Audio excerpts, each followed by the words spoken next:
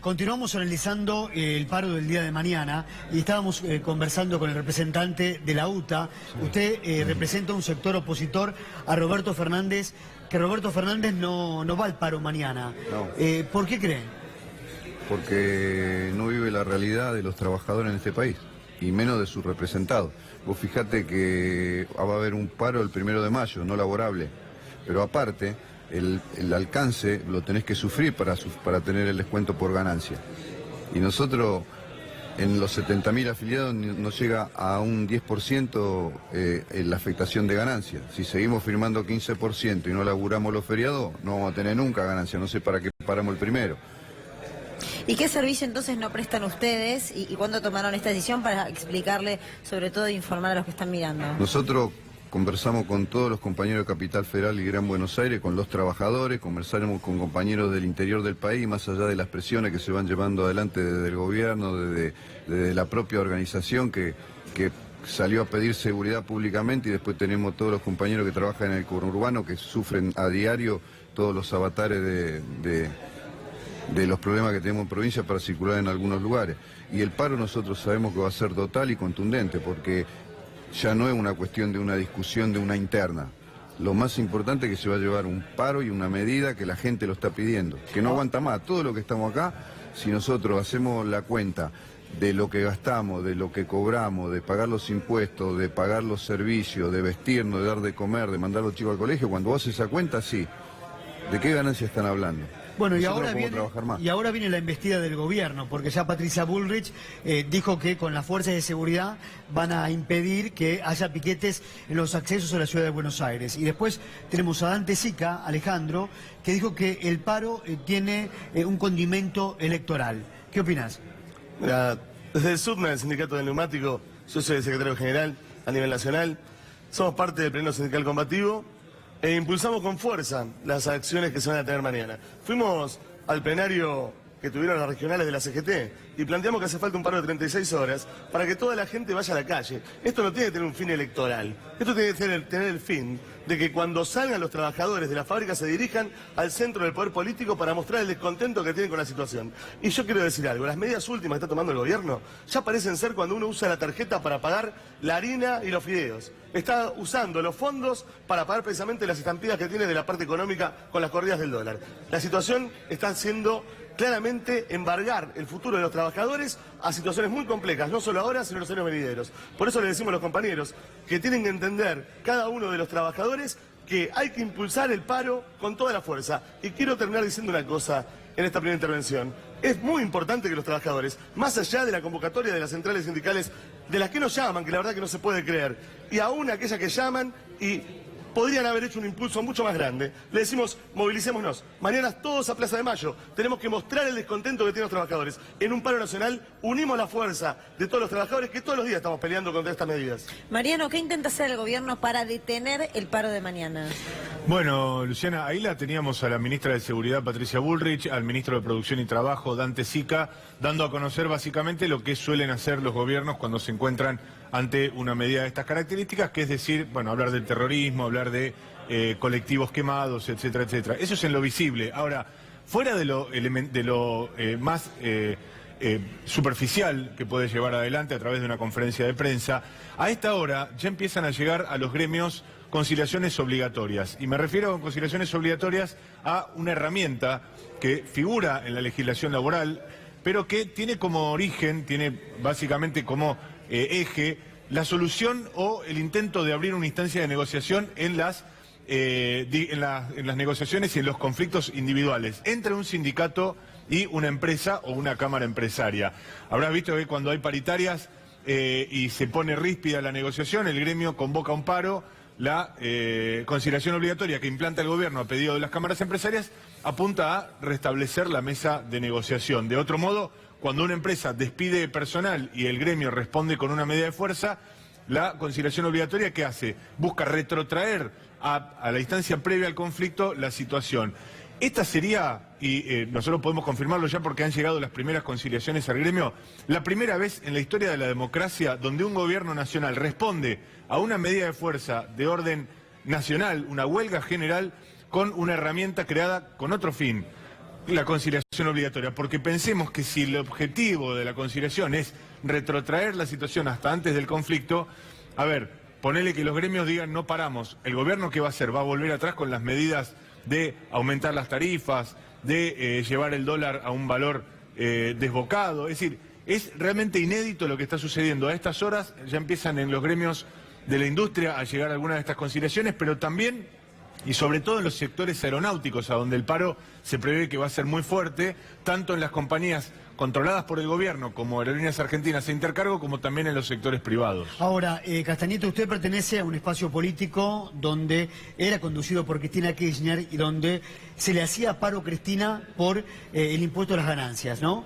Hoy la situación del país está mucho peor, así todo la CGT no mueve un dedo para realizar alguna acción. Sí, como decía acá el compañero y el compañero de neumáticos también, que hay un sector del gremialismo que es muy funcional a este gobierno y lo ha sido desde el primer día. Es inconcebible que no adhieran todos los gremios a este paro.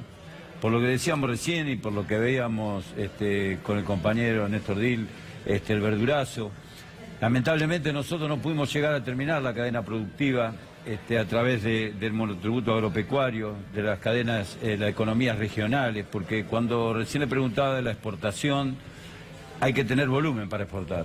Y por eso teníamos el precio justo, enseñar a comercializar a los pequeños y medianos productores, que son, en definitiva, después terminan arrendando los campos a los grandes pools de siembra. Esto cuando nosotros hablamos de economía regional. Y con respecto a los gremios, vuelvo a insistir, el gobierno no se da cuenta que la gente es mucho más pensante de lo que el gobierno cree, porque hoy lo están juzgando por lo que está haciendo y sacar, como lo hizo en su momento, porque todo es un correlato, no se equivoca el gobierno, sacar el Ministerio de Trabajo, llevarlo a Secretaría, sacar el Ministerio de Salud, llevarlo a Secretaría, son políticas de Estado. Entonces hoy que se esté intimando a los gremios sobre un derecho constitucional que es un paro, es contra las medidas.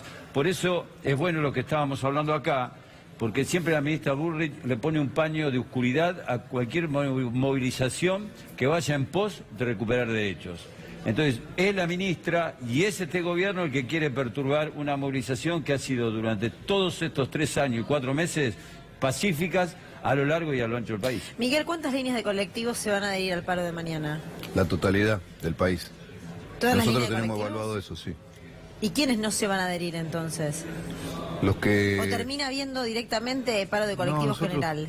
Tenemos en las reuniones que llevamos adelante el compromiso de un paro total del transporte. Igual, corta, Luciana, media y perdona, larga distancia. Convengamos una cosa, la medida de fuerza no está acompañada ni por la CGT ni por la Confederación Argentina de Trabajadores del Transporte. Dentro de este último sello está la Unión Tranviarios Automotora, donde Bustinduy representa un sector disidente, Sí. y ahí Roberto Fernández dice, nosotros no vamos a parar, no sabemos qué va a pasar, qué podrá pasar eventualmente con algunas líneas que están en disidencia también con la conducción de la UTA. Pero acá Miguel está diciendo que el paro de línea de colectivos va a ser total. Sí, sí. Incluso usted dice que incluso aquellas líneas que responden linealmente, orgánicamente a la conducción del sindicato. Lo que pasa es que cuando dentro de una organización, por ahí el delegado responde a la organización, pero nosotros estamos hablando de los trabajadores. Los trabajadores hay una disconformidad total. Ahora, hoy fíjate que con O sea, usted puede afirmar que mañana no va a haber colectivos en la Sí, capital federal. Sí. Ahora, la ministra Bullrich a No, esa advertencia también le responde diciendo que hubo, por ejemplo, algunos colectivos quemados.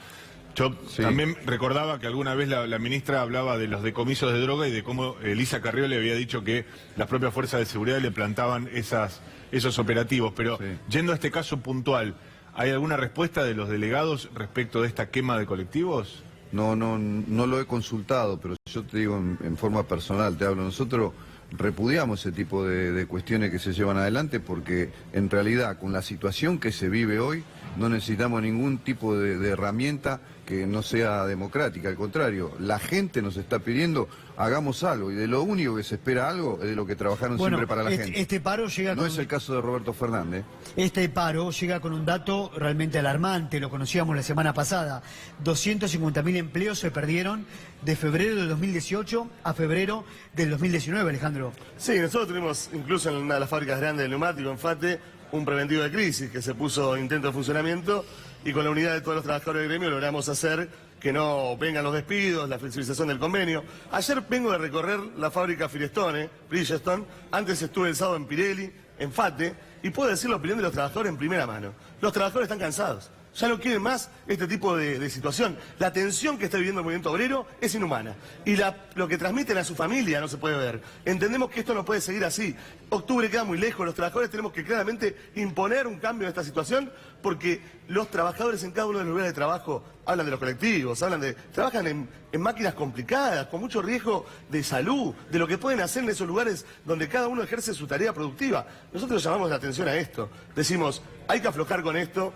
Este tipo de política totalmente antiobrera tiene que frenar y yo les digo que mañana va a haber un gran paro porque los trabajadores se tienen que imponer ante una situación como esta. ¿Los partidos políticos cómo van a acompañar los partidos políticos opositores, Carlos? Sí, lo vamos a acompañar en la marcha y creo que es nuestra obligación como partido político y también como dirigentes políticos decirle basta a este gobierno. No que no termine el mandato, por supuesto, queremos que haya elecciones y que llegue al final, pero que se dé cuenta que con estas medidas que tomó hoy el Banco Central solamente sirve para seguir fomentando la fuga de capitales y seguir rifando 250.000 millones de dólares diarios. Es un número incalculable, por eso el Fondo Monetario sigue apoyando y yo la verdad quisiera que el Fondo Monetario no nos apoye, porque no queremos que nos presten más plata para la timba financiera. Los que siguen perdiendo son los trabajadores y se siguen fugando capitales y la medida, vuelvo a insistir, del Banco Central es rifar las reservas del Banco Central para el grupo de especuladores que tiene el ELIC, LEVAC y por supuesto el dólar. Y no está reaccionando y estamos poniendo fortuna, que cuántos puestos de trabajo significaría lo que se está poniendo día a día para que no se dispare el dólar. Por eso digo que la política económica fracasó. Ya cambiaron 5 veces con respecto a la política económica, política cambiaria. Primero que no iba a haber control del dólar, hace 15 días que dijo el presidente que tenemos que acostumbrarnos a un dólar fluctuante, el otro día, hace un mes y 10 días, Duhovne también dijo en Estados Unidos que se iba a tener una banda fluctuaria del dólar, y hoy vamos a rifar los 10.000 millones de dólares que nos da el Fondo Monetario Internacional en la timba financiera para llevar a un dólar para hacer campaña. Ahora, porque están dilatando, perdón, con esto termino, están dilatando el incremento de las tarifas, sacando la nafta, los combustibles, digo, lo están llevando para después las elecciones. Un dólar que lo van a querer retener para que explote después las elecciones. Y los precios esenciales o precios cuidados, como podemos llamar, 60 productos de una canasta básica que no incluye la alimentación básica que tiene que tener un niño. Por eso estamos hablando de más de 6 millones de chicos que están bajo la línea de pobreza.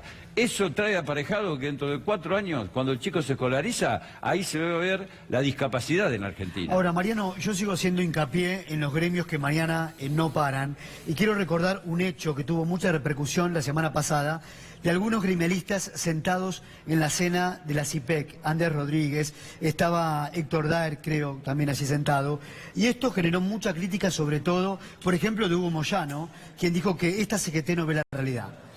Bueno, es una consideración, por supuesto, que también tiene que ver con una historia en común de muchos años.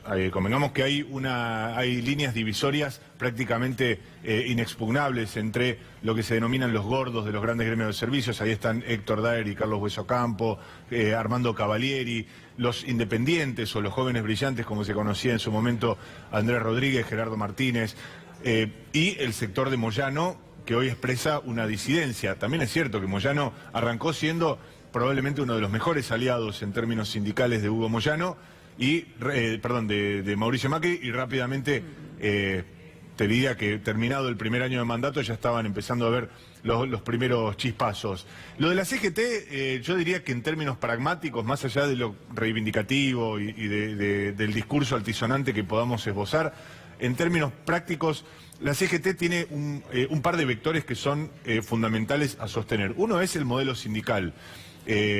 Digamos que en las negociaciones la CGT se ha planteado con el gobierno decir, bueno, ustedes avancen, pero en la medida en que no se toque las prerrogativas del modelo sindical, que implica el monopolio de representación, la potestad de negociar convenios colectivos, el cobro de la cuota sindical, etcétera, etcétera.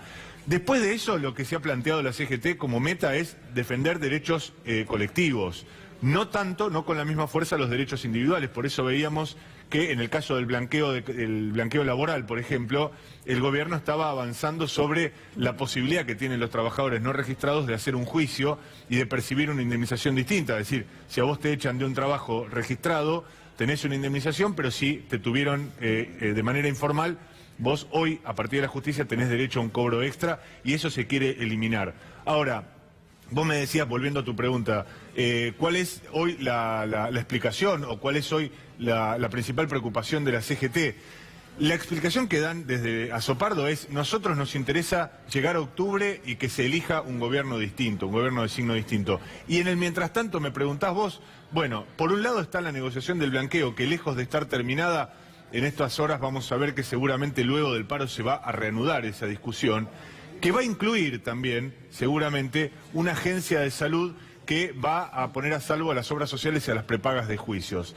Y de fondo, ¿cuál es otra cuestión que está, por supuesto, importando centralmente a la CGT como conducción tradicional del sindicalismo en la Argentina? Los fondos de las obras sociales. Recordá, Adrián, Lu, que hace algunos días el gobierno del presidente Mauricio Macri firmó un nuevo decreto para repartir o para ordenar la distribución de estos fondos que ya había decretado en 2016 y había incumplido. Entre paréntesis, de lo que ya le correspondía. Por supuesto, estamos hablando de una deuda que nadie duda que son fondos que no son de los sindicatos ni de las obras sociales, pero son fondos que deben administrar las obras sociales en beneficio de sus trabajadores. Esos fondos ya el gobierno los había comprometido en un decreto de 2016 y hace muy pocos días volvió a comprometerlos. Ahora, ¿cuál es la clave de la que no se está hablando todavía y explica en buena medida por qué la CGT no está participando de esta medida de fuerza? Es porque el gobierno todavía no firmó los instrumentos reglamentarios que ordenan de qué manera esos fondos se van a distribuir. Por eso hoy tenemos una CGT en un bajo perfil, corrida de esta discusión, sacándole el cuerpo a la medida de fuerza que proponen Moyano y los gremios opositores y expectante de una negociación por lo bajo con el gobierno. Una pregunta para todos y arranco por Miguel. ¿Cree que a partir de este revés de la espalda que le está dando las bases a las cúpulas sindicales puede haber un quiebre en el sindicalismo argentino a partir de mañana? Ojalá que los compañeros recapaciten, que se den cuenta que más allá de las discusiones y los problemas de salud, es muy importante la reivindicación que lleva adelante el movimiento sindical. Es muy importante, ellos no toman conciencia de lo que se está viviendo, es como que no viven la realidad, pero ojalá que reaccionen y que se pueda. Yo, a esta altura, veo que con todo lo que se vivió en el país, con los 3 años y medio que llevamos con este gobierno, con lo que se avanzó, sí. Hay momentos que son de recapacitación por algunos temas que son para discutir, pero hay cuestiones que están fuera de la discusión. El no poder llevar adelante la vida está fuera de discusión. Nosotros ya no tenemos manera de seguir adelante con esto. Le pregunto también a Mariano, para que quede un poco más ordenado a la exposición, sobre todo para los que están migrando. ¿Coincidís en que puede haber un quiebre mañana si las bases se revelan? Porque una de las maneras de expresarlo es adhiriéndose a un paro que la CGT no avala. ¿Crees que puede haber un quiebre o estamos lejos de esa situación? Mira, yo particularmente siempre fui un poco cauteloso cuando los delegados siempre de la oposición o incluso los partidos de izquierda y los dirigentes también de esa orientación sobreestiman esta idea de las bases superando a las conducciones sindicales. Básicamente no porque no sea una buena noticia, en todo caso, que se democraticen de abajo hacia arriba los sindicatos, sino porque en democracia hemos tenido todas estas décadas sin que sucedieran esos cambios drásticos en las conducciones. Los hubo, y el caso de Alejandro Crespo es uno, por ejemplo. Y hay tibiamente algunos casos donde las bases parecieron haber superado a los gremios. En todo caso, lo que sí podemos decir es que la situación en términos económicos es tan dramática, Lu, que va a haber, sin lugar a dudas, una adhesión espontánea. Ahora, esa adhesión espontánea también va a depender mucho, no tanto de los trabajadores individualmente que van a presionar sobre sus delegados, sino sobre los cuadros intermedios. Yo me detendría por un segundo ahí. Más que en las conducciones versus las bases, yo pensaría, ¿qué pasa en los cuadros intermedios de aquellos gremios, por ejemplo, muy golpeados, pienso en la Unión Obrera Metalúrgica, que están deseando llevar a los trabajadores a una protesta y están taponados de alguna manera por la conducción nacional? Ahí va a haber una tensión muy interesante. Alejandro, tenemos la posibilidad de que vos puedas enviarle un mensaje aquellos gremios que mañana no van a adherirse. Un mensaje para ellos, para esos líderes sindicales, o quizás tenés ganas de enviarle un mensaje a esos trabajadores que todavía no saben qué hacer. Nosotros estamos con el SUTNA, que lo hemos recuperado en forma nacional. Entendemos que es más dificultoso cuando uno tiene una seccional o una parte más desde abajo de un sindicato. Nosotros vamos al paro con fuerza. El plenario sindical combativo, el cual integramos, también llama al paro con fuerza y a movilizarnos a reunirnos en Rivadavia el 9 de julio a las 12 del mediodía. Entendemos que seccionales como la de AEDO, donde está el Pollo Sobrero, está deliberando en este momento para ver cómo encara el paro con los trabajadores. Nos parece muy importante el mensaje, eso se lo quiero dar a los trabajadores, porque son ellos los que realmente tienen que interpretar que se puede recuperar un sindicato, se puede recuperar las centrales sindicales y se puede sobre todo hacer lo siguiente, que una acción gremial represente los intereses de los trabajadores y ninguna otra cosa. Carlos, su reflexión. No, yo creo siempre que los sindicatos tienen que defender a los trabajadores y hoy las bases están superando a las cabezas, vamos a decir, como decía él, con respecto a lo que está ocurriendo. Acá hay un gobierno que no subió el salario mínimo vital y móvil, las paritarias siempre fueron por debajo de la inflación, el presidente vetó la ley antidespidos. Me parece que es muy claro la situación que se está viviendo, por eso considero que reflexionen, pero no porque sea este gobierno, por lo constitucional y lo que está viviendo la gente. Lo más importante, cualquier dirigente que estamos acá, político, gremial, es que puedas caminar por la calle y decirle a tus defendidos, yo me jugué entero por vos, y no tener que estar escondiéndote o negociando por abajo cosas que son... que la gente no es beneficio para la gente, porque Bueno, todo lo que estamos viendo, todo lo que se está hablando, digo, a la gente no le llegó nada en estos 3 años y 4 meses. Aquellos gremios que fueron complacientes y fueron a brindar con el presidente a fin de año, apenas asumió, yo no vi ninguno de esos sectores que se haya habido beneficiado. No creo que muchos gremialistas puedan caminar tranquilos por la calle. Por eso, Una él camina sobre lo que dijo y pueden Martín. caminar. Muchas Lo gracias, que dijo muy Martín. amables. El fondo de la obra social no es negociable. Es dinero de los Es un sindicatos, derecho. no va a Muchas una gracias. negociación. Gracias por venir. Tenemos que hacer la pausa.